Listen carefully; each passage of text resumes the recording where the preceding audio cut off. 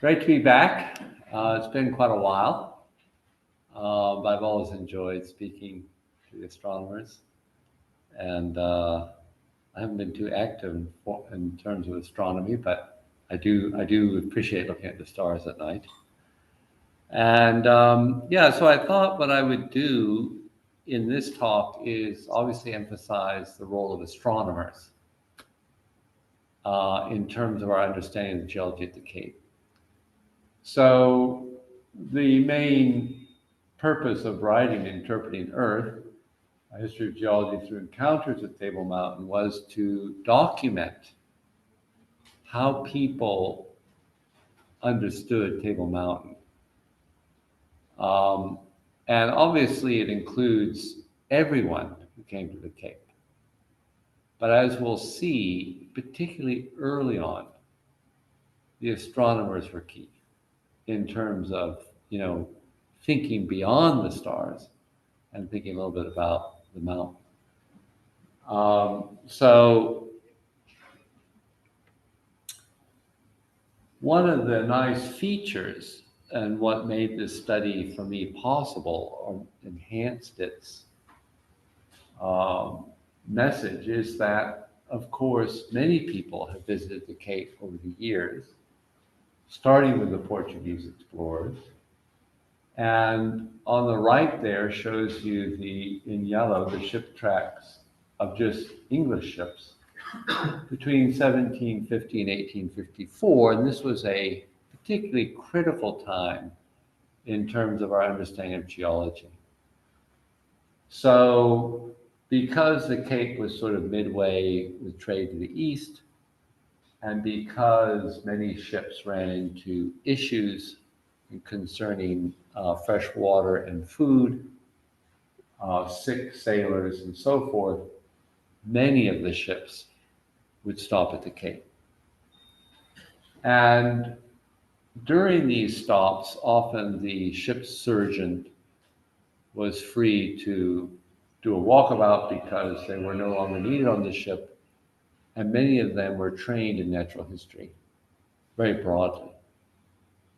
And many of them had interests, so they would venture out and look at Table Mountain. And as we all know, living here, one of the nice features of Table Mountain is it's so incredibly obvious. Unless it's a particularly nasty winter's day and it's shrouded with cloud, you're not going to miss it. So you can imagine for ships that pulled into Cape Town, they would have had a very clear and distinct view of Table Mountain, and of course the associated Lion's Head and so forth. So it's very sort of useful because we know anyone who came here couldn't have avoided encountering Table Mountain. And secondly, many of the sailors, of course, were a bit desperate to go out and get some exercise because they'd been on a ship for 4 months. And so many of them we know, in fact, climbed Table Mountain, or certainly Lion's Head. And so in that sense, and because people with the Portuguese, first person to climb it was Saldanha, Antonio de Saldanha, in 1504, we've had a long history of individuals who have come to the Cape, and then quite a few of them who ventured up to the top of the mountain, or at least partway up, tried. And fortunately, many of the people wrote about their experiences. And that's what I did in terms of researching the book, was to look at all the written accounts in terms of what people thought of Table Mountain. The other nice thing in terms of understanding Table Mountain geologically is that geologically it's not that complicated, in the sense that we have sort of three main events that are pretty, if you think about it and look at them, should be hopefully obvious. But admittedly, took a long time for people to see what we now consider obvious.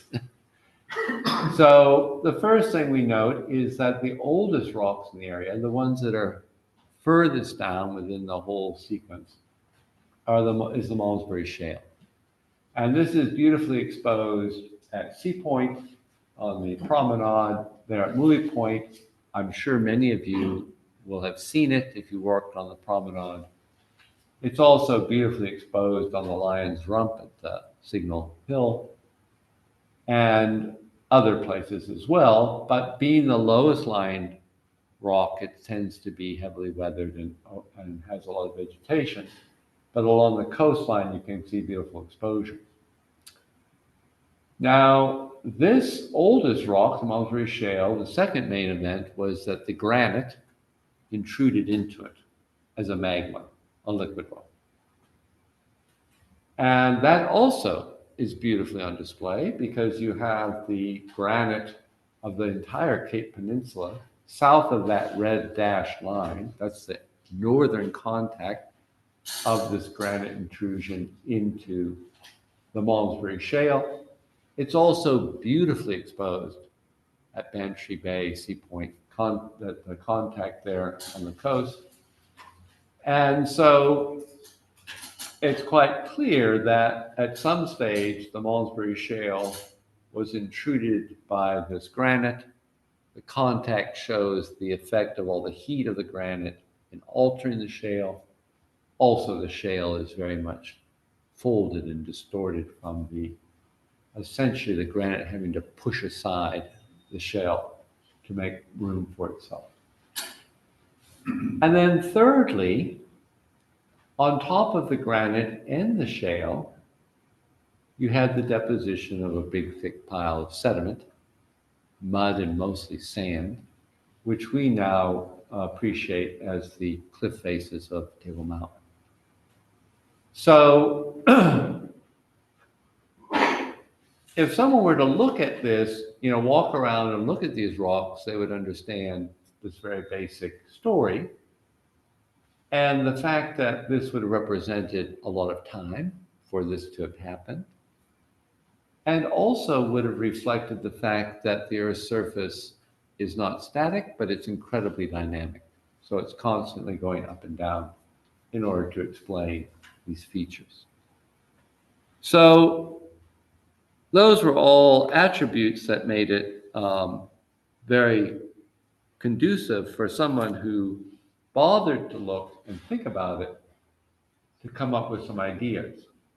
Now, of course, the book I wrote is very Eurocentric, primarily because the people who lived here before the Europeans came, of course, had no written language. So there was oral traditions among the San, hunter-gatherers, and they had been here for a long time prior to the arrival of Europeans.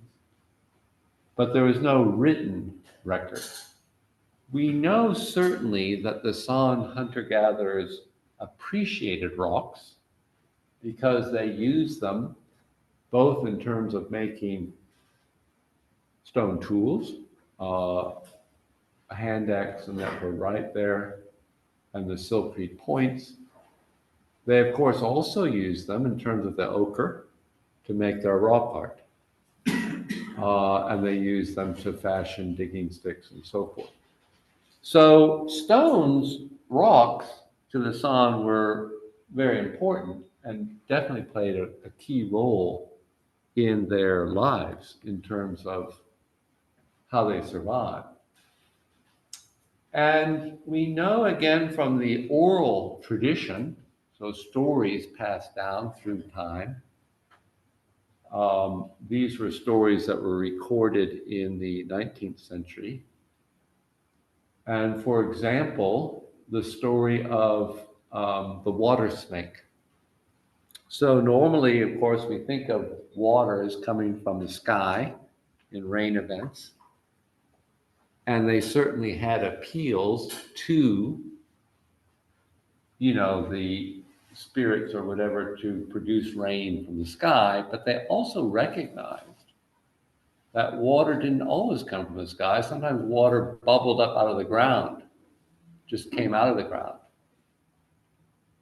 And of course, this would refer to springs, also to rivers that are subterranean and then emerge out of the ground.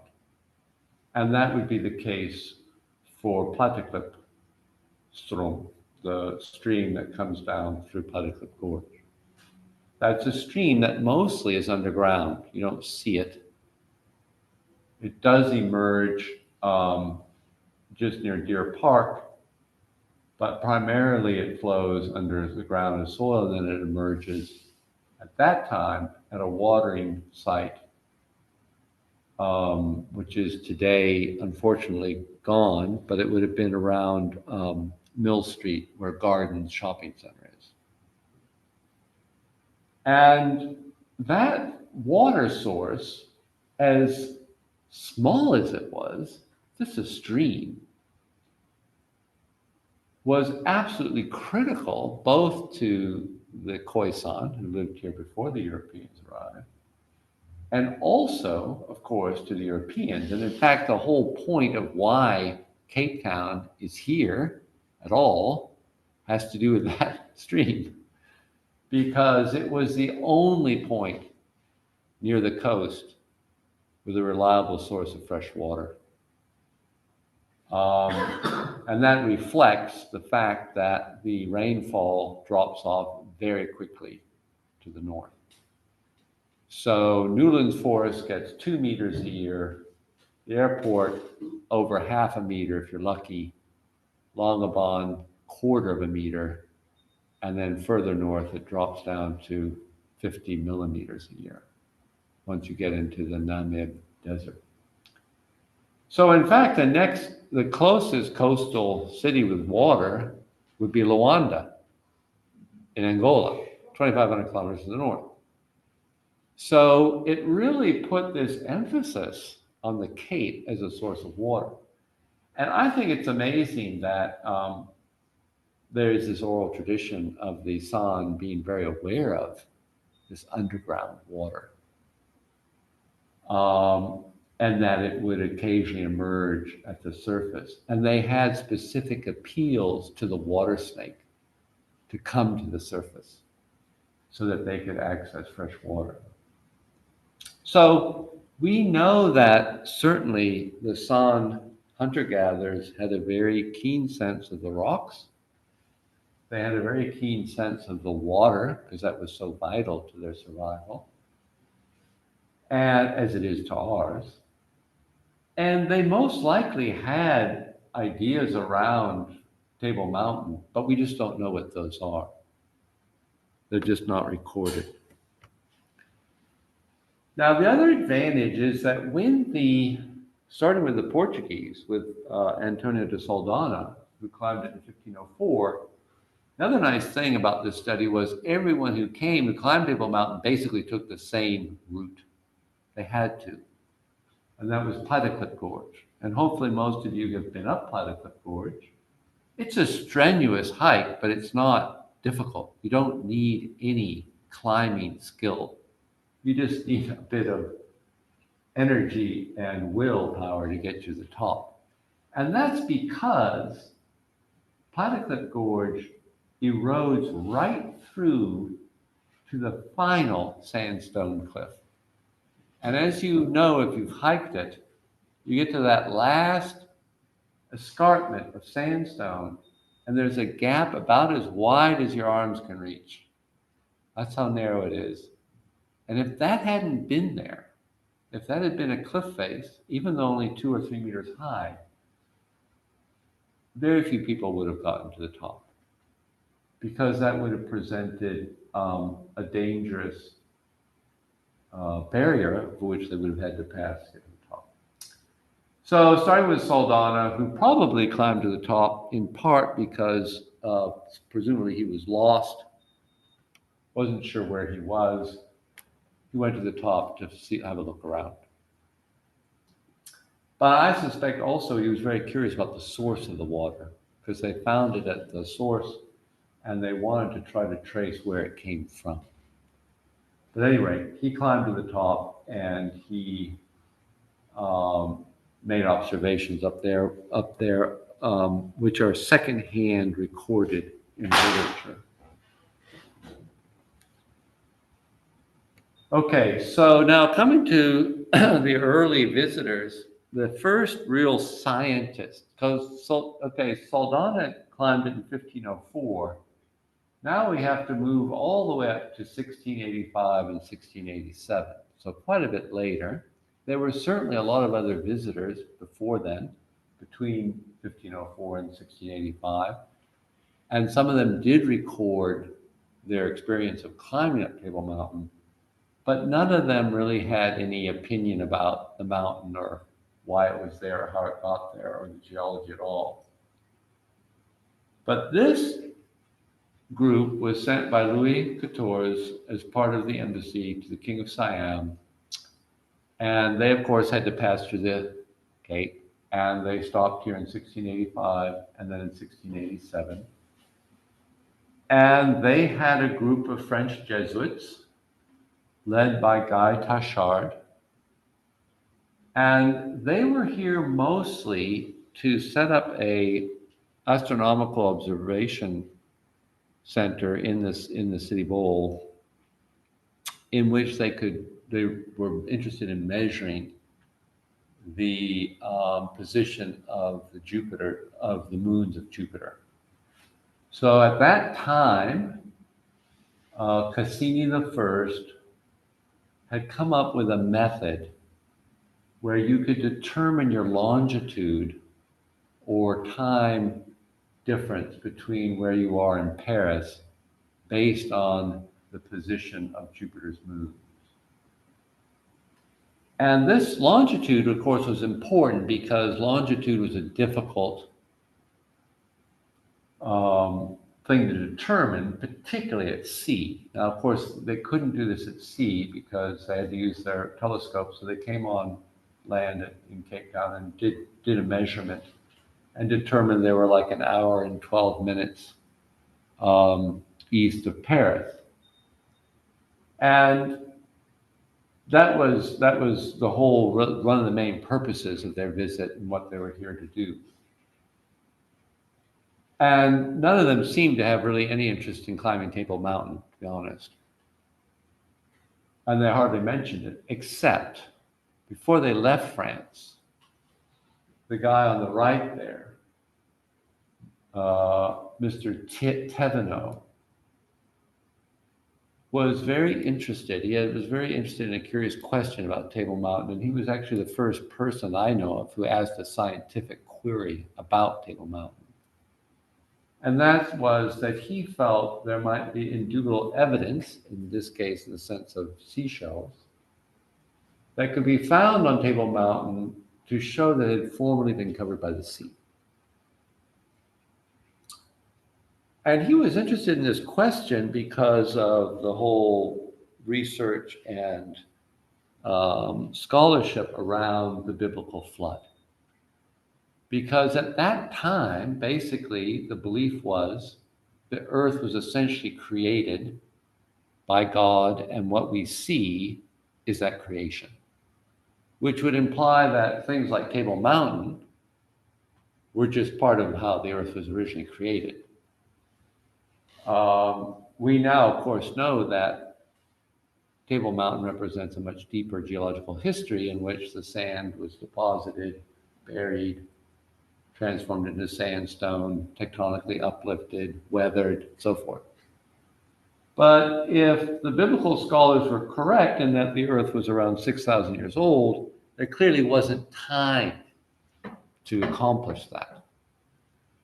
So there was a different belief, and that was that in addition to God having created the earth as we see it, the only real other impact that could have happened on that earth was the biblical flood, which of course is in the Bible, and it occurred about 1,500 years after the creation of the earth. And so there was a lot of interest in terms of documenting or substantiating this event of the biblical flood. And Thévenot believed that one of those bits of evidence would be if they could find seashells on top of Table Mountain. So it wasn't in their first visit in 1685, but in 1687 there were more Jesuits who came. And two of them begrudgingly agreed to go up and test the theory or the idea of Thevenot, who was a very wealthy kind of patron of the sciences in France.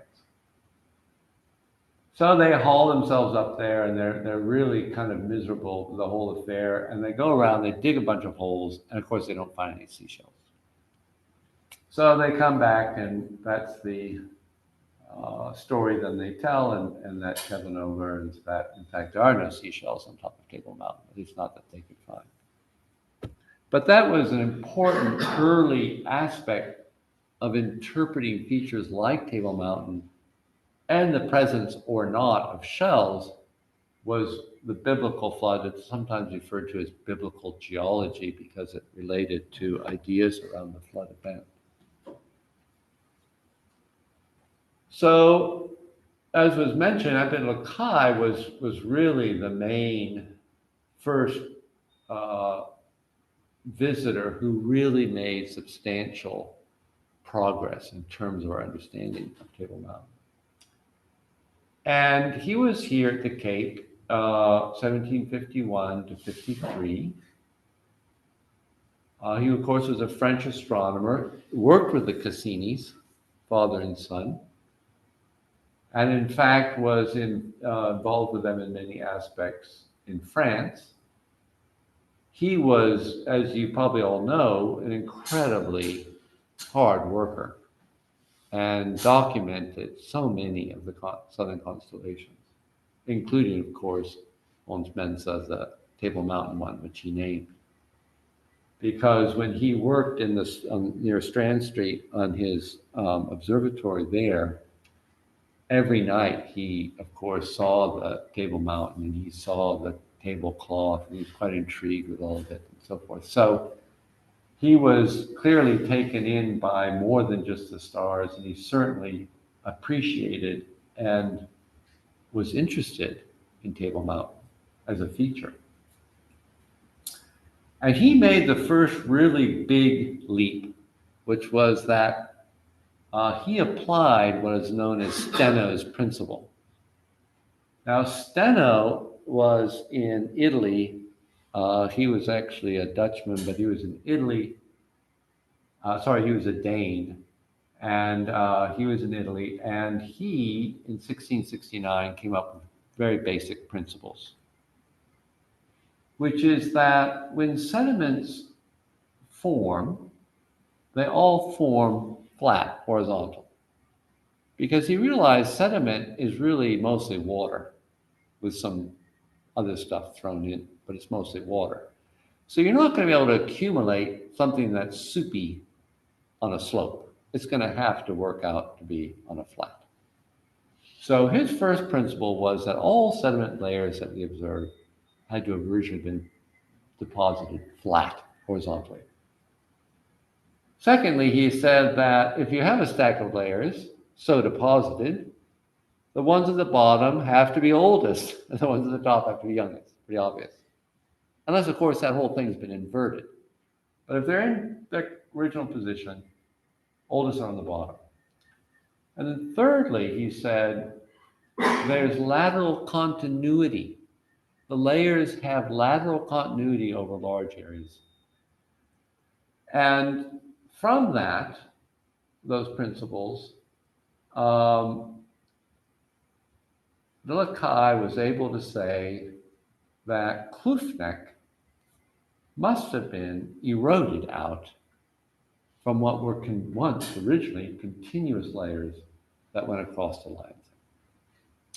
And of course, now we know that is pretty obvious, but he was really the first one to ever kind of make this statement.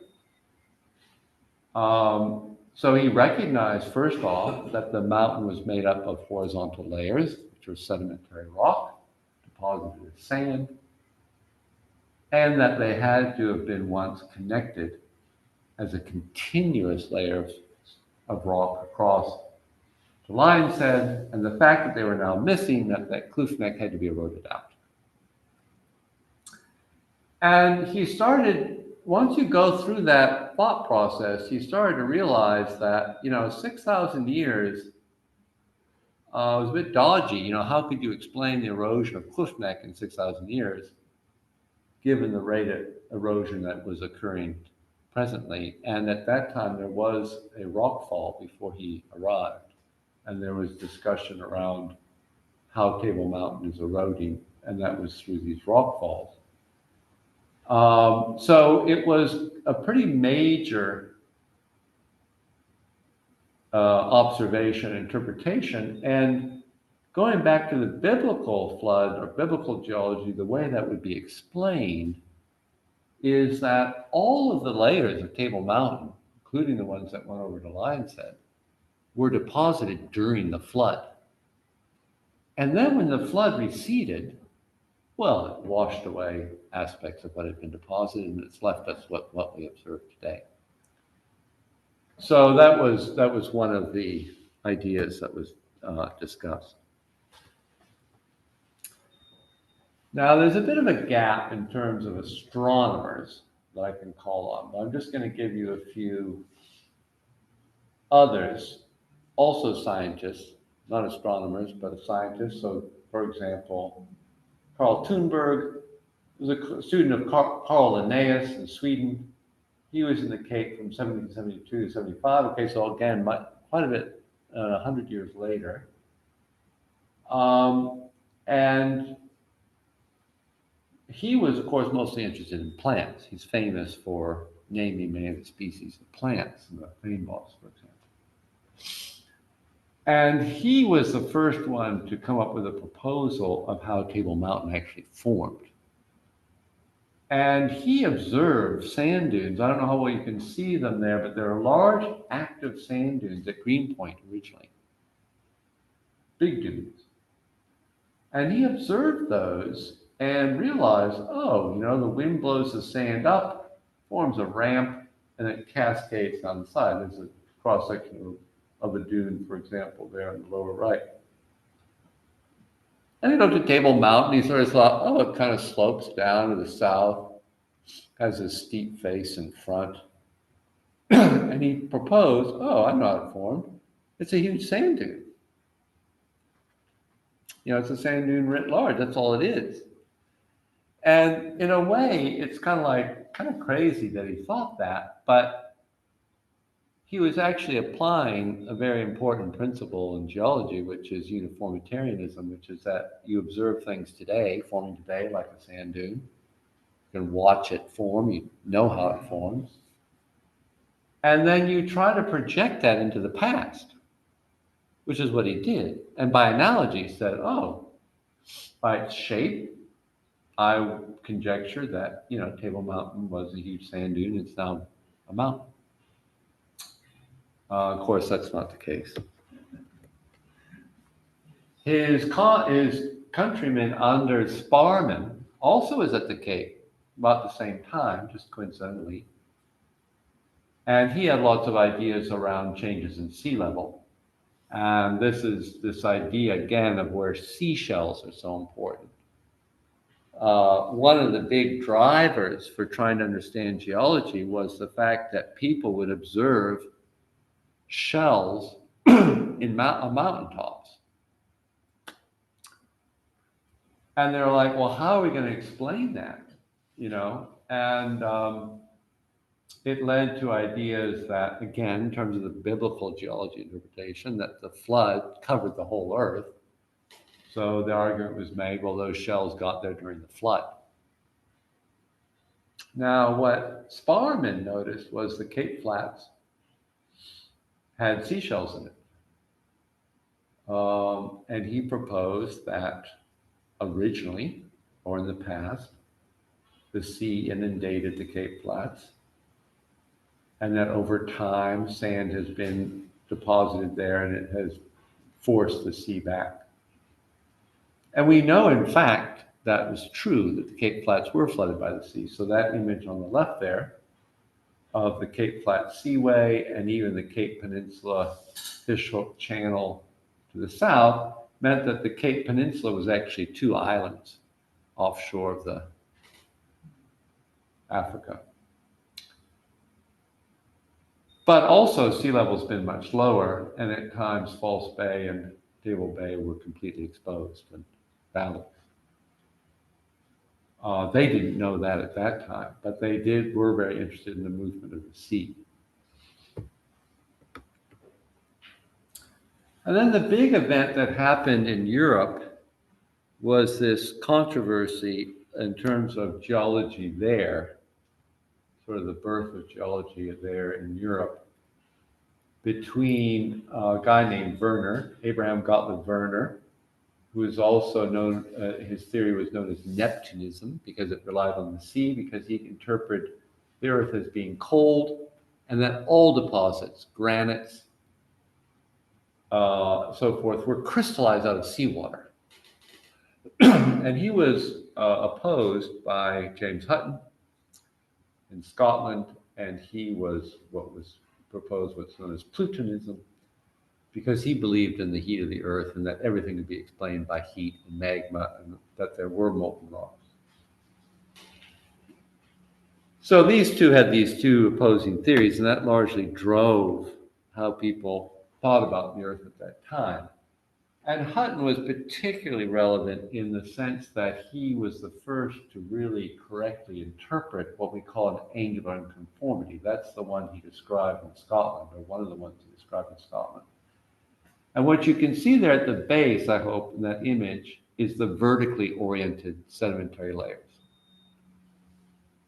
capped by this conglomerate, capped by horizontal layers.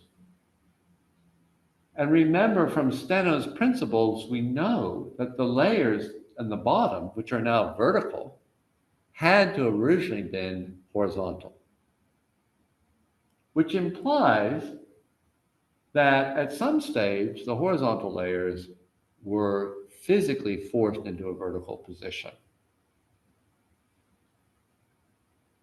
And then they had to be eroded to form the conglomerate on top, and then layered with rock on top and horizontal layers. And then together those had to be buried deep in the earth, formed into rock, and then uplifted and exposed and eroded at the surface. And Hutton realized that that had to represent an enormous amount of time, because he knew from his farm how long it took for sediment both to erode and to be deposited. And so his main point was that the Earth was very old, incredibly old, unimaginably old, and dynamic. Because that angular conformity implies that not only once the sediments were deposited, they had to get pushed around, they had to be uplifted, they had to be eroded, they had to sink, they had to come up and down. So the Earth's surface wasn't static, it was going up and down all the time. But at rates so slow that in our lifetimes we didn't notice. And there's a beautiful angular conformity on Tafelberg Road down by the waterfall site there. And you can see this same contact here of these vertically dipping Malmesbury shales beds, an erosional surface on top of them, and then horizontal layers of the sandstone on top of those. So these sorts of angular conformities were very common in many places, and Hutton was really the first to understand those. Lady Anne Bernard, of course, was here. She climbed Table Mountain. Didn't have a lot to say about it in terms of the origin of the mountain, but was obviously very inspired and loved climbing the mountain and loved being there. And just to read you her quote, "To feel the pure air raising one up, it gave me a sort of unembodied feeling such as I conceive the soul to have, which mounts a beautified spirit, leaving its atom of clay behind. The view, the sensation was full of ether, and I hope of something better." So she had quite a reaction to the climbing, and that, of course, that's why a lot of people did climb it, not because they're interested in the origins of the mountain or geology, but they were interested in the view and the amazing. Because remember, if you're coming from England or Holland, you're never going to have a view like that from the top of Table Mountain. And of course, today it's still spectacular.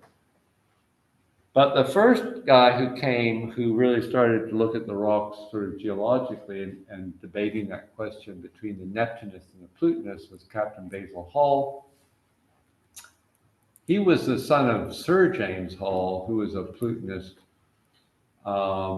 and actually friend of Hutton's, and had a foundry, so he was able to melt rocks in his foundry and actually observe what happens when you melt rocks and then let them cool.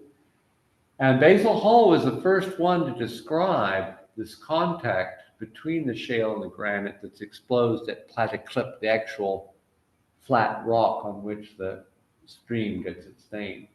And that's unusual because here is where the stream is forced to flow over the surface, because there is no sediment. That's the bedrock, so-called bedrock you're seeing there, the dark Malmesbury shale and the lighter granite.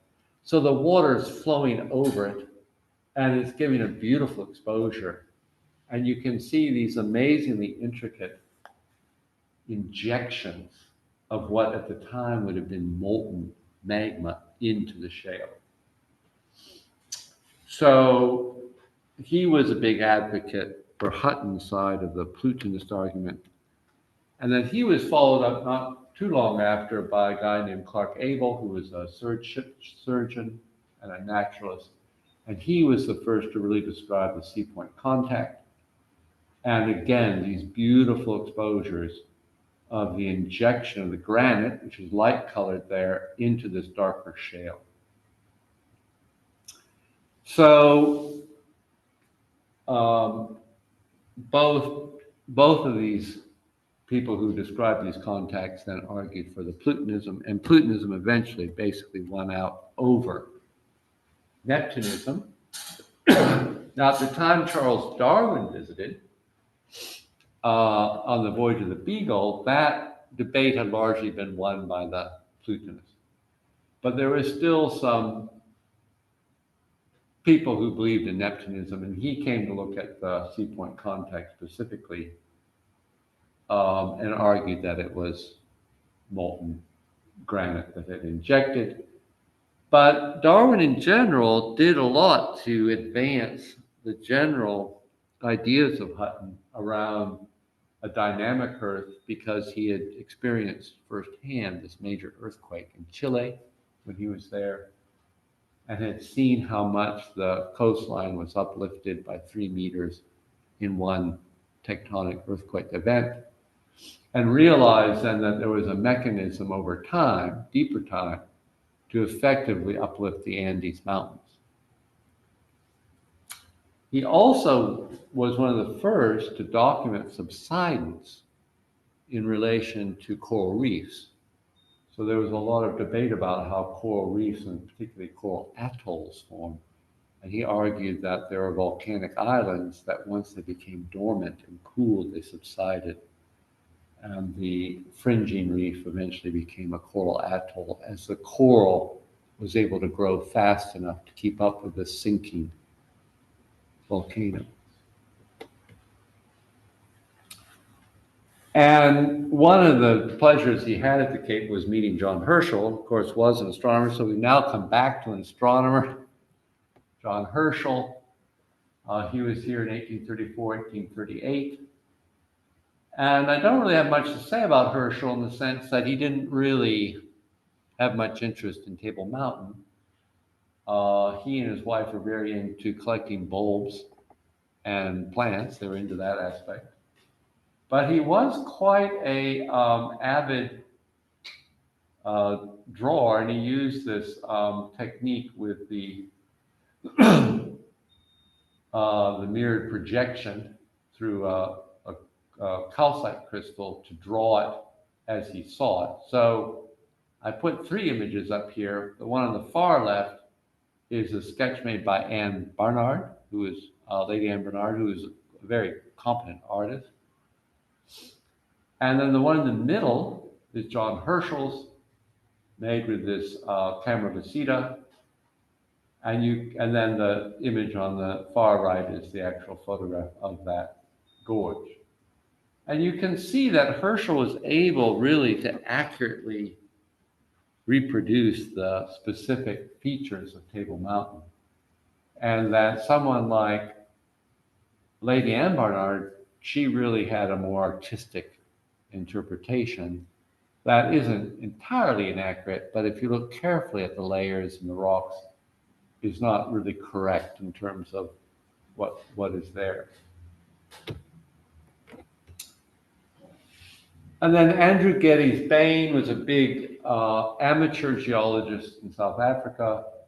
He, of course, is famous for all the road passes, beautiful Swartberg Pass, so forth, Baines Cliff Pass, of course. But he took a real interest in the rocks and famously found some of the earliest fossils of these mammal-like reptiles, the thrapsids and the karoo, which were critical in the evolution of mammals, us, from reptiles. And he produced the first real geological map of South Africa. He also was quite involved with collecting fossils, the Bokeveld, for example. And he really documented very beautifully the geology of both the Cape and the larger interior. And overlapping with him was Thomas McClure, okay, who was an astronomer at the Cape for a long time. And he was instrumental in putting together, Captain Wachobe's idea of a noontime gun, which then was a falling ball. And that's still at the waterfront. And that goes back, of course, to the longitude problem, which was still an issue then. Remembering that Cassini's method used by the French Jesuits when they were here in 1680s was still an issue in 1830s. And one way to correct it was to have ship clocks that were reasonably accurate, and that when they were at port, they would then be corrected to an astronomically tuned time, and they could adjust their chronometers to try to get accurate time of how far east or west they were of Greenwich. And so that's an interesting historical artifact. And then the other big thing, which I didn't mention about Lacaille, is that, of course, he measured that arc of meridian and argued that the Earth was pear-shaped instead of shaped like an orange. Was shaped like a pear. And it was McClure who very painstakingly resurveyed Lacaille's survey and showed his mistake, which was essentially that his plumb line, which was positioned both at Aurora, small town up by Piketberg, and at his studio in Strand Street, was slightly deviated from vertical by the pole of the gravitational pull of both Table Mountain and Piketberg. And actually, the deviation in the Piketberg was greater because even though the mountain was less high, he was closer to it. So once McClure corrected for the plumb line deviation, the Earth went back to being an oblate spheroid instead of a pear. And then the Cape Fold Belt, beautiful mountains, beautiful deformational features. Hopefully many of you have seen them driving through Cape Passes. And, you know, this was a huge enigma to geologists then, was how do you explain the forces required to deform rocks like that and form mountain belts? And the key geologist here in South Africa who had a big impact was Alex de Toy. He was a local, went to Ireland to get training, came back, was an avid geologist and mapper. And he was the one who really tried to push the ideas of Alfred Wegener about continental drift, that things like, continents like Africa and South America used to once be joined. And he could support that by the fact that when you put the two continents together, not only do the shapes more or less fit, but the rock formations on either side also match, including the mountain fold belts and their orientation. So he felt, obviously that was pretty powerful evidence that the continents were once together in the supercontinent of Gondwana. But unfortunately, he was rather dismissed by Northern Hemisphere geologists, especially Americans. And it really wasn't until much later that we understood the ocean basins, that we could understand how, in fact, South America and Africa were, in fact, together and have since drifted apart. And that's, of course, plate tectonics, which is that the Earth's continents are really these lighter, buoyant masses riding on this very dynamic Earth, which is essentially cooling through convective overturn of the hotter rocks below. And so that really was the advent of the major revelation that so many geological features, not all, but so many geological features could be explained from these processes. So I'll end there. I'll just mention that the Interpreting Earth on the far right there is my latest book, and that's what I've been talking about tonight. I've also written one about the West Coast, natural history, and one on human origins, and then the original one was the Rocks Mountains of Cape Town. And if you're interested in any of those books, you're welcome to order them through my website. And also on my website, you'll find other resources, other talks, maps, blogs, so on and so forth. So you might want to check it out if you're interested. I did bring books with me if anybody is interested. And they're described and also forth on the website. And yeah, I'll stop there, and I'm very happy to take any questions. Try to answer them. So thank you.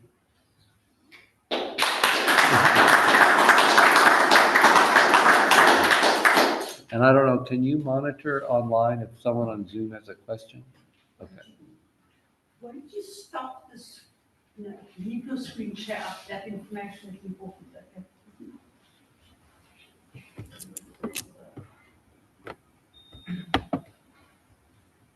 Oh, okay. Oh, I see. Okay, yeah. So that's the website address and so forth. And my email. Any questions? In the live audience?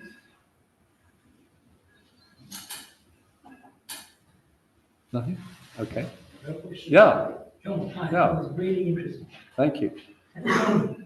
How old is the origin of Homo sapiens in and around the Cape? Well, what evidence is that? How old is the evidence? Okay. So for those on Zoom who didn't hear the question, it was, what is the evidence for the first occupation of the Cape? And by that, I think you mean Cape Town area? Yes. Occupied by humans. Yes. And so it's not very well dated, but I guess what we can say is the oldest physical evidence of humans being here are the stone tools. So you might recall the large hand axe that I showed in that photograph. Hand axes were made most famously by Homo erectus, Homo erectus came about 1.85 million years ago. The hand axes at the Cape could possibly be from Homo erectus or potentially Homo heidelbergensis, who was the species that kind of came after, evolved from Homo erectus. They also had hand axes, but they tend to be smaller and more refined.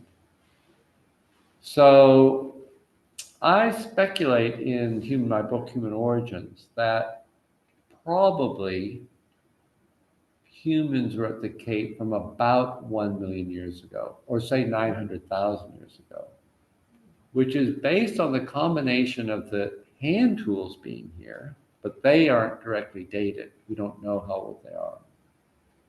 But the fact that it was at 900,000 years ago that the sea level first started to drop significantly. And that would have allowed for quite easy passage along the coastal route for groups of either Homo erectus or heidelbergensis that were living in the interior or along the coast. But we don't actually know the date of those stone tools. But that would be my estimate, is that they date back to just under 1 million years. Certainly, there are dated deposits within the Cape going back 250,000. So like Fishhook, the Piers Cave at Fishhook, those are Middle Stone Age deposits. There are other ones in the area that date back about 250, maybe 300,000 years. But how much further back it goes than that is unclear. Certainly not more than 1.85, because that's when Homo erectus and those stone tools, those hand axes, first came about in the record. So we could bracket it between 1.85 and say 0.3 million years ago, and my preference would be for around 900,000 years ago. And is there evidence for continuous habitation since that period? Pretty much, yeah, because you see the whole succession of stone tool types right up through to modern hunter-gatherer groups. So the suggestion would be that once our ancestors arrived at the Cape, they would have been here pretty much continuously right the way through. Yeah. One other question, if I may. Yeah. The plumb bob hanging down because Yeah. according to one side of the mountains. Can you recollect what angle that was off by? Very slight. Yeah. And I forget the exact amount. I think McClear does talk about that in his magnus opus, that 2-volume book that he wrote. And I don't recall offhand, but it was very, ever so slight, but just enough to put off the arc of meridian calculation, because Lacaille's, when he redid Lacaille's actual lines, they were basically spot on. There were no mistakes about the actual laying of and measurement of that arc. But it was the plumb bobs that messed him up and gave him this odd result that led to his proposing that it was a pear-shaped nose. The southern hemisphere was more bulbous than the northern. Okay, great, thanks. Yeah, pleasure. Rachel? Yeah. When those early curious open-minded gentlemen came to the Cape, and they saw those rocks down in Woolly Point and Sea Point, which are the black ones, and they line up in a completely different way. They've got the stripes in the complete opposite. Well, they are right angles to the Table Mountain. How did they explain that? Yeah, so again, for those of you on Zoom who didn't hear the question, Ketchel asked, how did the early visitors make sense of the fact that the rocks at Woolly Point, the Malmesbury Shale, were nearly vertical, and yet Table Mountain was nearly flat? Yeah, I think, they obviously didn't combine those two. It's what interests me is they didn't even combine it quite late in the day. So I mean, like, certainly at the time of Getty's Bane, at that time, and even after him up to around 1900, people were basically unaware of the angle and conformity on um, today's Tafelberg Road. But you're right, they should have been able to infer it from the fact that along the coast, the rocks are nearly vertical or highly varied angles, and yet they're capped by relatively nearly almost horizontal rock, which should have told them, that a fact alone should have told them that that was essentially an angular conformity. And that would imply that, there was a huge gap between the deposition, deformation, and erosion of the Malmesbury versus the final then deposition of the sandstone layers on top. But interestingly, people did not project visually that in 3 dimensions and come up with that. There was a lot of discussion around the granite intrusion. That was very obvious. But no one really saw that bigger picture of the difference in the orientation of the Malmesbury vertical and the horizontal sandstone. And I'm not entirely sure why. And that Malmesbury stuff, that originally would have been linked to South America? Yeah, the Malmesbury shale is thought to have been deposited on the African margin as a separate continent.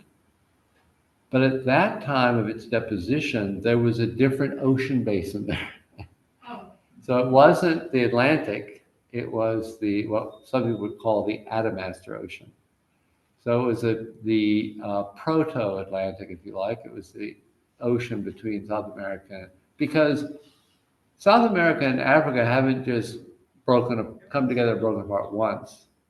They've done it a number of times, because that's how old the Earth is, and the system's constantly dynamically cycling. So we know very well about the breakup since Gondwana, which started on our coast at about 135 million years ago and continues, right? So South America and Africa continue to get further apart by about 4 centimeters a year. But it turns out that even, if you close up from Gondwana, that obviously before then there was an ocean basin there. And that ocean basin is the one on which the Malmesbury Shale was accumulated on the edge of Africa. And there were ones even before that. So the Namaqualand complex, when you go look at the Namaqualand daisies, if you notice, it's the granitic and gneissic rocks in the Namaqualand. Those were all formed at the time of the collision prior to that, because they're about 1 billion years old. So it just shows you this very long history of continents coming together, breaking apart, coming together, breaking apart. And that's part of this dynamic that Hutton was the first to recognize. Yeah. So I've got a question about, I read your book, I found it fascinating. Oh, good. And you referred to it earlier tonight about the lowering of the sea level and how that made migration much easier. Right. So is it the areas, if I think today it's an ocean level drop, you're going to have sandy fields and dune fields to traverse, and isn't that more difficult to get through than hard rock? Well, no. And again, for those of you on Zoom who maybe didn't hear that, the question was about the effect of lowering sea level in southern Africa and exposing a larger coastline, basically coastal plain. The coastal plain had a lot of key advantages, even though it was sandy. Namely, it was flat and it had rivers and wetlands and was full of game. right? So the thing about the Cape Fold Belt Mountains is they're very rugged. There are multiple chains of them if you've driven through the various passes. And they weren't particularly conducive to game because the feignbass isn't particularly edible and the game aren't really that interested in going up there.